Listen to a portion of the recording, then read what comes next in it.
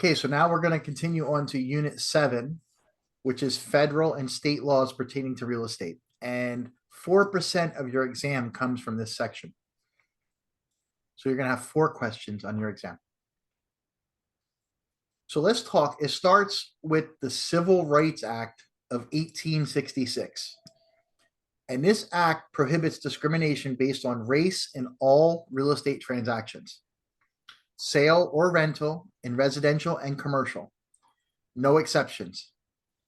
The court decision that put this in place is called Jones versus Mayer Supreme Court decision. So that's the original Civil Rights Act of 1866. Now, the Civil Rights Act of 1964 ended racial segregation in schools, workplaces, and public accommodations.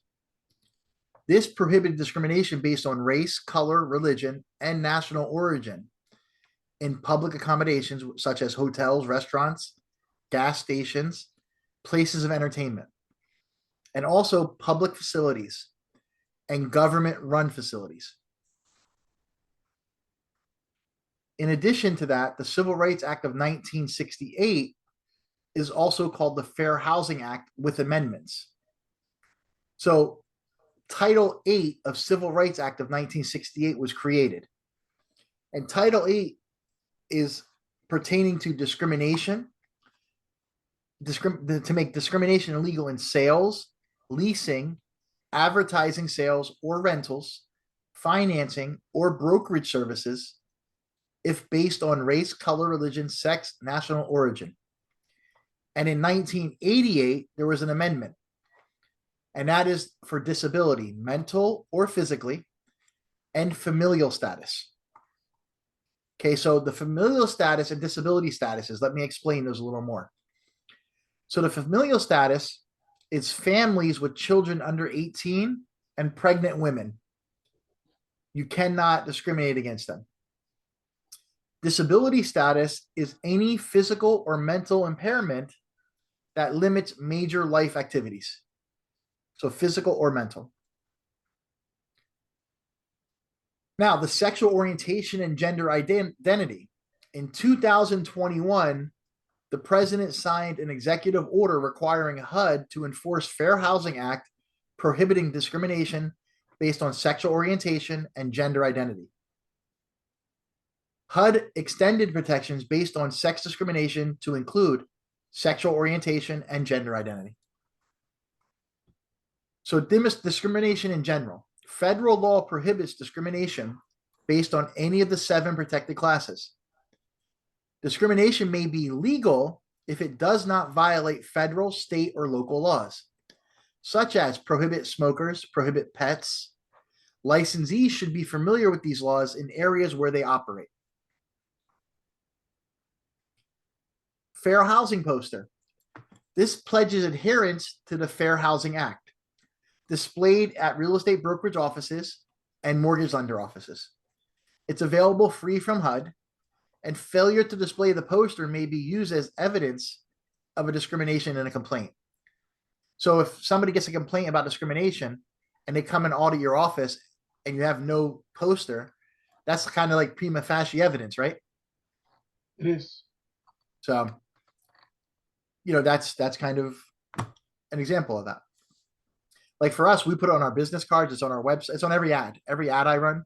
Like if you look here, this is our ad in a newspaper. Right here. See right here? Equal credit. That logo right there. Oh. That logo goes on everything. Nice. That's the Fair House logo? It's the Fair Housing logo, yep. Equal credit opportunity. Nice. Yep.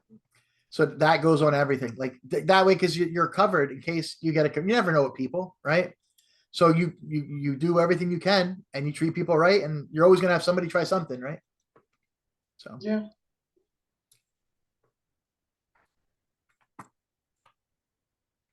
Okay. So let's talk about the provisions of Fair Housing Act. Residential transactions covered. Government owned.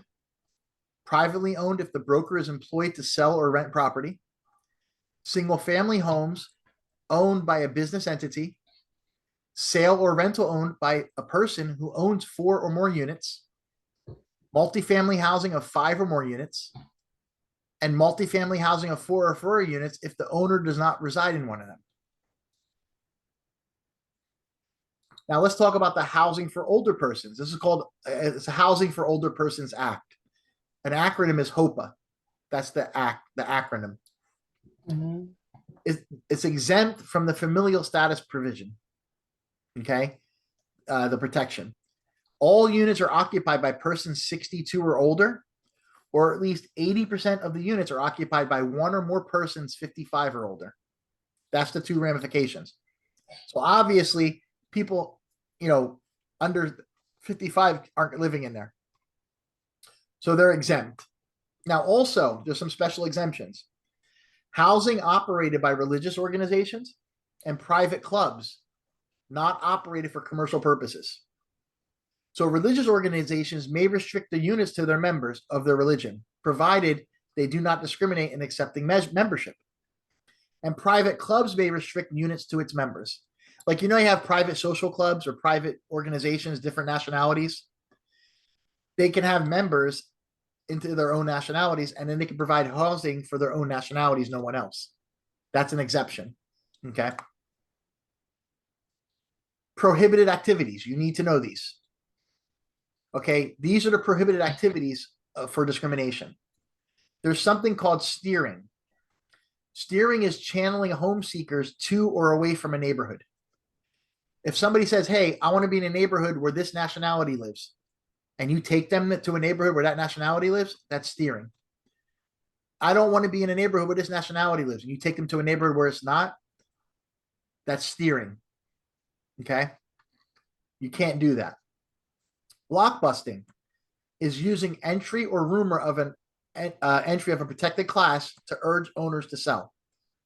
That's like a broker saying, hey, this nationality is moving into the neighborhood. You better get out of here before prices go down, or something like that.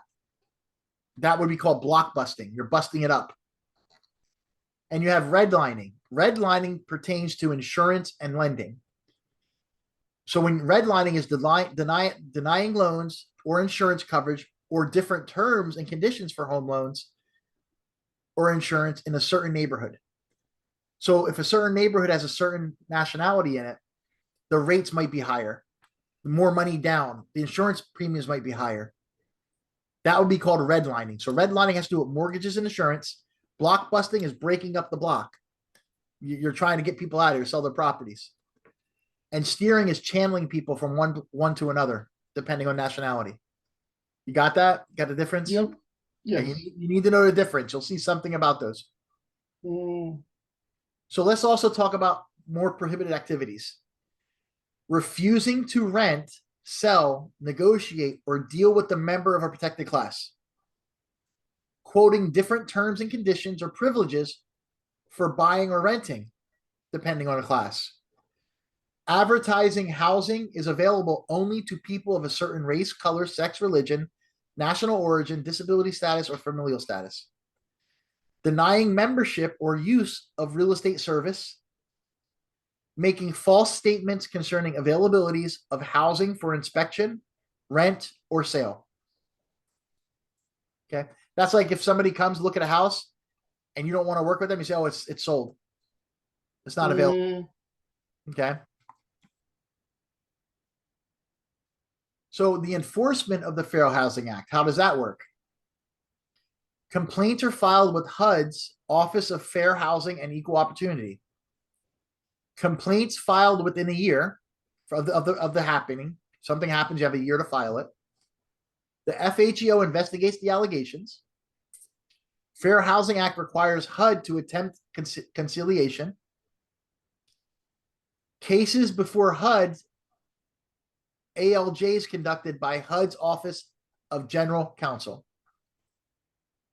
Civil trial cases in federal court are conducted by the DOJ, and the awards for compensatory monetary damages, equitable relief, and punitive damages. So you get awarded for damages, equitable relief, and punitive. So you can get hundreds of millions of dollars in crazy Like it just depends on what they give you. Let me see. I have a Any question. question? Yep, go ahead. Yeah. I'm sorry. So my question is, ALJS, what does that stand for? I think it's what is attorney, a something of liberty, justice, conduct. It's their legal arm. It's the legal arm that does it. The ALJ. Hold on. I don't even know I don't know the exact breakdown of that. Hold on. ALJ. It's a administrative law judge. So the hold on. HUD's ALJ. Hold on. Let me see. I think it's the administrative law judge. Hold on. Yeah, administrative law judge cases. So what's going to happen is, give me a second. So the Fair Housing Act, the cases will be before the HUD administrative law judge. They're conducted by HUD's Office of General Counsel. So the lawyers of HUD's counsel, general counsel, has these cases heard before an administrative law judge. They have judges who handle just this. They're HUD's ALJs. There's probably hundreds, thousands of these cases. Sounds about right. Another question. DOJ. If I heard that one, I feel like I did, but I kind of Department of Justice. Department of Justice. Probably got it. They're the ones involved in the lawsuit against NAR for price fixing. Remember? Okay.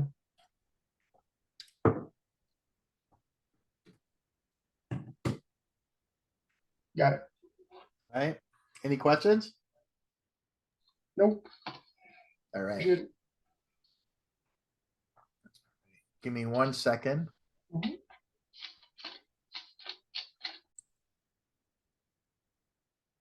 Okay, so we're good on that, right?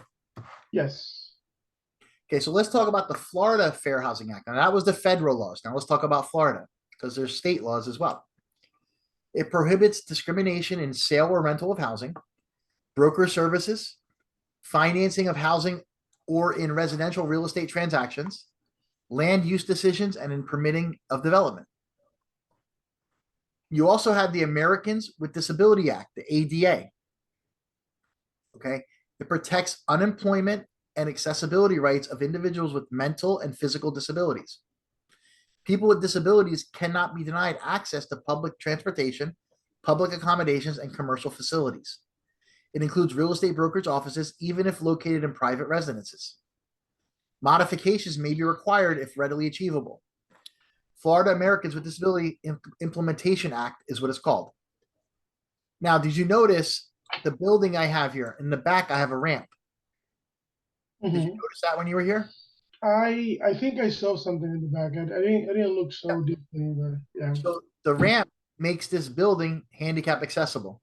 In the classroom, in the back, I have a handicap bathroom. It's wide. It's the wide door. You can spin the wheelchair around. You have certain measurements. When I was looking for an office, I made sure it had all that so I wouldn't have to do it. Nice. Okay, so that's an example of that. Okay. Okay, the Interstate Land Sale Full Disclosure Act.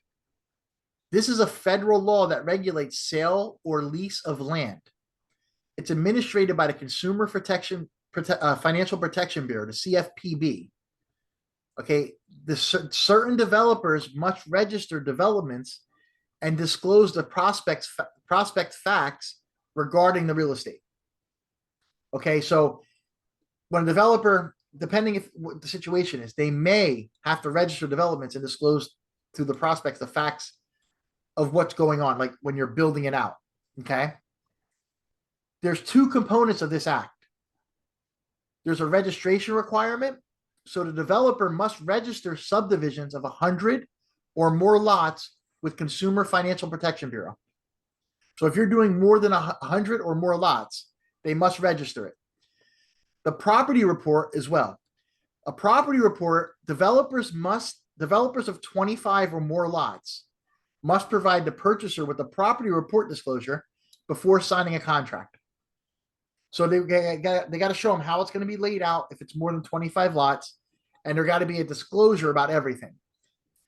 And now once the buyer gets that, they have 7 days to cancel and get their money back if they're not in agreement with everything. Buyers who do not receive a report prior to signing a contract may cancel within 2 years. Because when you're doing construction, it may take 5 years to build it, right? So if you don't give them that, they have a way out to get their money back. If you don't give them that, okay. If you fit in this 100 or more units and it's developing more than 25 lots, okay. So this has to be done if it's more than that. This has to be done if there's more than 25. Okay. Now we're going to look at the Residential Landlord and Tenant Act. Okay. This law puts landlords and tenants on equitable legal basis. So landlords can't take advantage of tenants. Tenants can't take advantage of landlords, right? It placed landlords and tenants on equitable legal basis. It applies to rental of dwelling units, not transient facilities. That's like hotels. Renting of mobile home lots or commercial leases does not affect those. It's only on residential, okay? Now, this is going to address the deposits and the advance rents. Landlords must account for deposits and advance rents. This is the way they hold them. There's options. If it's residential and a landlord, if it's a property management company, it goes in an escrow account, right? This is only if it's a landlord handling his own or her own. They must hold the money in a separate non-interest bearing Florida bank account for the benefit of the tenant. They must hold it in a separate interest-bearing Florida bank account and pay the tenant at least 75% of the annual interest or 5% per year simple interest, whichever, or post a bond for amount of security deposit and advance rents or $50,000, whichever is less, and paid the tenant 5% per year simple interest. They have those 3 options. Okay. Could you elaborate a little bit on the last one? Sure. Bond? This is a bond. So if you, let's say you owned 100 units and you don't want to set up, separate accounts for them all, you could post a bond for, as much as for all the rents and have a bond there held and then just keep all the money. And it's, the thing is, paying them the 5% interest is hard because you're not making that 5% interest. You're not getting it in the bank now. You would be losing money every month. Yeah. Nobody's making 5% in interest. Nobody in a bank account. That's crazy. Yeah. Make it 1. So really, the option you have is give them 75% of the profit. You can do a bond, or you can just hold it with no interest. Just hold it in a separate account. So that's the 3. You good on that? Yep. So you have deposits, a little more deposit and advance rents. So landlords of 5 or more units must provide written notice to the tenant within 30 days of collecting the deposit. The following: the name and address of the depository where the advance rent and security deposits are held, and must also indicate whether the tenant is entitled to interest on the deposit. So if you have more than 5 units, you must let them know this in writing in 30 days. Now let's talk about broker property management. Okay, if the broker holds the funds for deposit on behalf of the landlord, the broker must abide by Chapter 475 regarding escrow funds. Deposits and advance rents are trust funds that must be deposited into the broker's escrow account. The separate escrow account for property management is not required. They could have one account with it all in it. Mm-hmm. $5,000. Remember, $5,000 broker funds may maintain that account. Remember, you may have that $5,000 sitting in there, right? Remember, 5,000 for the yes. property management, 1,000 for the sales, right? That's right. Yeah. You want to remember that. I have it. Associates must deliver rent and deposits to the broker by the end of the next day. So if somebody gives you First Last Security a check for deposit, the agent must give it to them by the next business day, right? That's the same as the other. Same by 5. Okay, tomorrow by 5. Yep. It's next day always for the agent. Next day, yeah. Now, renting to active military service. Okay. When you get an application, you must approve or deny it within 7 days when it's a military application. If the service member has completed the application, the landlord must rent to the service member. If the hold on.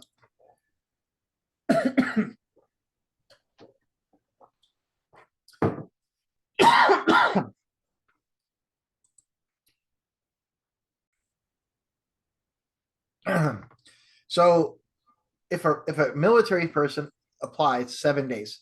If the military person applies for it, you must rent to them. And if you deny them, you must state a reason for denial. Sale of tenant occupied homes. Okay, unless specifically stated in the lease agreement, sale of rented property does not terminate the lease. So if lease continues after the sale, the security deposits and advance rents must be transferred to the new owner at closing. And we're going to go over details of that later. It requires a final accounting to the tenant at the time of transferred funds. So what happens if you have a lease with somebody and it's a year lease and you sell the property, that lease goes to the new owner. They can't end it. However, if you have in the lease, the landlord may terminate the lease within 60 days of the property being sold. Now they could, right? If they sign that. Now, if that property transfers to a new owner, they got to figure out how much is left in security, how many months, depending on what day of the month you close, how much of that month goes to the new owner. We're going to do calculations like that. And you have calculations like that on your test. So we're going to go into those calculations later. But there's a final accounting. It's called an estoppel letter. And what happens is a letter is done and how much security deposit, when the last month's rent was paid, but all that goes in there. The tenant signs it and the owner signs it. And it goes in the deal. And the title company sorts it all out at closing and credits everybody the right money at closing. Nice. It's called an estoppel letter. You need that when there's a rental. It's called a estoppel letter? Estoppel.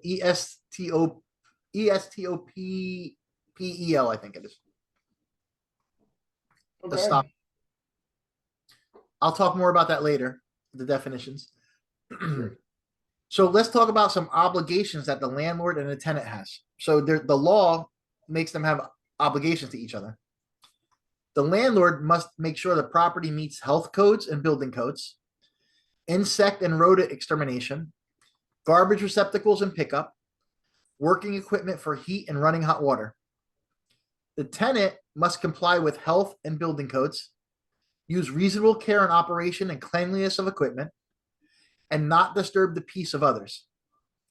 That's the obligations to each other. You want to tell them about the people Danny was telling you about? They started a fire inside the house and cooked a goose. No, it was on the back porch or something. That's Danny. It's a long one. There was Sounds like like a fun geese story. outside that lives in the pond, and this family took the geese, killed it, and like cooked it in the backyard or something, or on the porch. Goes against a few of those things there. Couple. That's crazy. Now let's talk about the landlord's access to premises. The tenant must allow the landlord to enter property to make inspections, provide service, make repairs, and show property. The landlord may enter the property at any time in case of emergency. Otherwise, they're obligated to give the tenant reasonable notice at least 12 hours. So for example, if you're listing a house and selling it and there's tenants in there and they don't want to let you in the house to show the property, they can't do that. So I always give them 24-hour notice. You got to give them 12. I give them 24. And I tell them, look, here's the law. Here's how it works. Do you want to let us come in Tuesday, Wednesday, Thursday from 4 to 8 or 4 to 6, those 3 days? Or we can go evict you. What would you like? And that's how it works. So the law allows you, if they give you a really hard time, they can't. The landlord has the right to go into his property with notice. And how would that work? Well, I guess it would be just eviction. You just contact the authorities and they but they're not gonna. Yeah, but they're not gonna want that. They don't want that on their records. Like they're not gonna. They're gonna work with you. They play Right. hardball thinking you can't go in, but you tell them, look, you don't, that's the last resort. You don't do that right away. You say, look, we need to show the property, pick 3 days a week, give me 2-hour windows in those 3 days. Then if they want to be hardball, then we say, okay, well, here's the law, and we're going to come these days. If you're not going to let us in those days, we're going to have to go evict you now. And then they stop, Got it. It's like some of the clients we had with Gene, right? Yeah, I had a situation where it was 3 units, one was empty. It was 4-unit property. And the tenant, they didn't want to let people in. So I told him, and then he evicted him. That's what he did. Amen. Yep. And we sold the property. It was done. Okay, vacating the premises. Okay, you need to know these dates. When a landlord is holding a security deposit, they must return it to the tenant within 15 days if there's no claim to be made. So if they leave, everything's good, you're giving the money, you got 15 days to give it back. Now, if you're not giving them the money back, you have to send them written notice by certified mail within 30 days if the claim is made on the security deposit. Tenant is then allowed 15 days to respond to the landlord's written claim. If they don't agree, the tenant has to take the landlord to court. That's how it works. There's no conflicting demand. There's no nothing. There's no EDO, nothing like that. The exception to conflicting demand rule if the broker is holding a security deposit. So let's say the broker is holding a security deposit and the landlord says, I'm not giving them the money, give it to me. You would have to hold it. They have to go to court. And then they'll do that, but you're going to give it back to the landlord. And then they can go take it and fight in court about it. Wait, That's totally different. Wait, so you would give it to the landlord, or you would wait for the court to say whatever and then do it as they say? In this case here, you give it to the landlord because he's not giving it to them. He said, I'm not giving it to them. You would give it to him, and then they got to go to court with him. It has nothing to do with you. Oh, okay. Now, I hit the wrong button there. Now, that's why there's an exception to the conflicting demand rule. If broker is holding security deposit, there's no rule. You just give it back. It's an exception. See? Okay. So here now, termination of rental agreement by the tenant. If a landlord fails to maintain a rented premises or fails to comply with rental agreement, the tenant may terminate the agreement. They have to give the landlord 7-day written notice of intent to cancel. The landlord has 7 days to correct the noncompliance. If the tenant desires to remain on the premises, the rent may be reduced by the court. If uninhabitable, the tenant may be relieved of rent payments altogether. In this case. Now, if the landlord wants to terminate it, if the tenant fails to pay rent, there's a 3-step procedure. They give the tenant written notice demanding either rent payment or possession within 3 business days. The tenant has 3 business days to pay the rent or surrender the premises.